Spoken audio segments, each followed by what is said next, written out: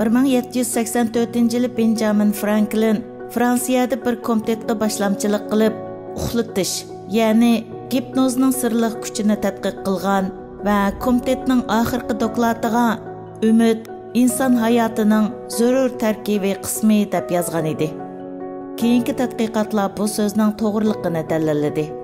John Hopkins Tibbiy universitetining yurak kasalliklari mutaxassisi Ellen Wettstein 2012-yili NBC, ya'ni davlatlik tarqitish shirkatiga qilgan so'zida, agar mendan inson umidsizlik sababli o'lib ketamdi deb so'ralsa, shaksiz holda shundoq bo'ladi deb javob beraman degan edi.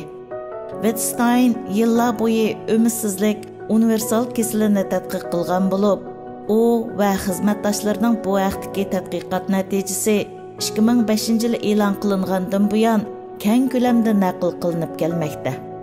Uning bayqashlariga yondashib, o'lim bilan tushkunlikning munosabatini tushuntiradigan boshqa tadqiqotlar o'ttirg'i chiqdi.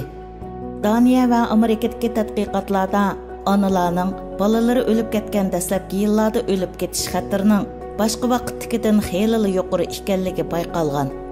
2012-yili Shvetsiyadagi tadqiqotchilar bemorlarga rak kasali deb diagnoz qo'yilgandan keyin ularning yurak kasali sababli o'lib ketish nisbatining favqulodda yuqorilab ketadiganligini, shundaqla rak kasaliga qo'yilgan diagnoz qancha ig'ir, kelajak qancha qorong'u bo'lgan siri yurak kasali bilan o'lib ketish xatirining shuncha yuqori bo'ladiganligini bayqagan.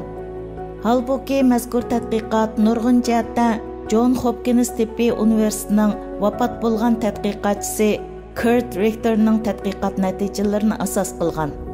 Kurt Richter 1950-yillarda uy chashqini bilan yov chashqinlar to'g'risida qo'rqinchli bir tajriba ishlagan.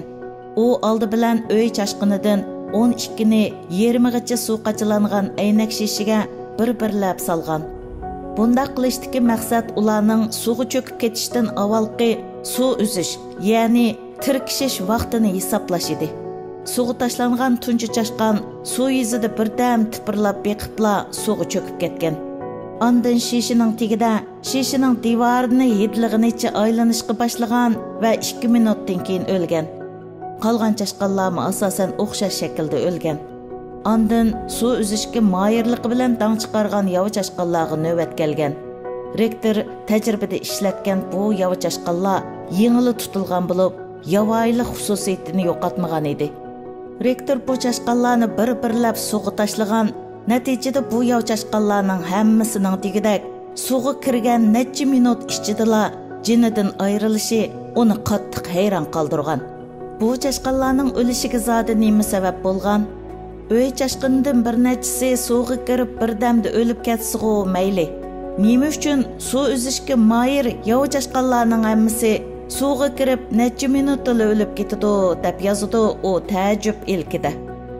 Bu chashqanlarning duch kelgani mushaqqatli kurash yoki qichish bo'lmasdan, balki umidsizlik edi.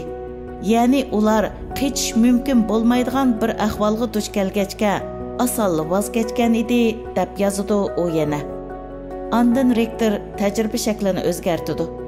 U yana boshqa chashqanlarni tepib kelib, ularni 20gacha suv qachilangan shishalarga soladi. Lekin oldingi qitim qisqiga o'xshamaydigini, bu qitim chashqanlar umidini o'zish oldida turganda, u chashqanlarni suvdan chiqarib, bir oz turg'izib, ondan qaytadan suvga soladi. Shunchaki kichik o'zgarish sababli tajriba natijasida g'oyat zo'r farq ko'rilgan. Kichikkina umidni ko'rgan chashqanlar burunqi chashqanlardek osonli voz kechmagan, balki yana suvdan chiqarilishni kutib tirkashgan.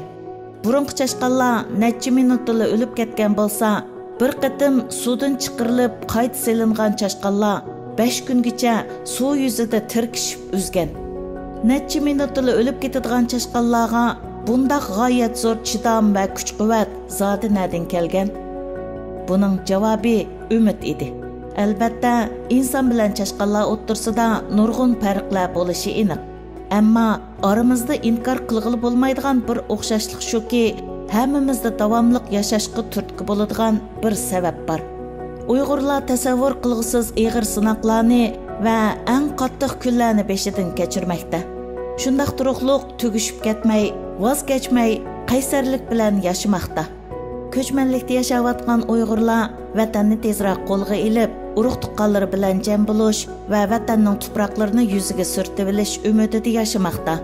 Vatandagi qarindoshlarimiz bo'lsa, o'tning ichida kuyib turibmi, vatan sirtidagi Uyg'urlardanmi kuchlik umidda vatanning ozodligini kutib tirik turmoqda.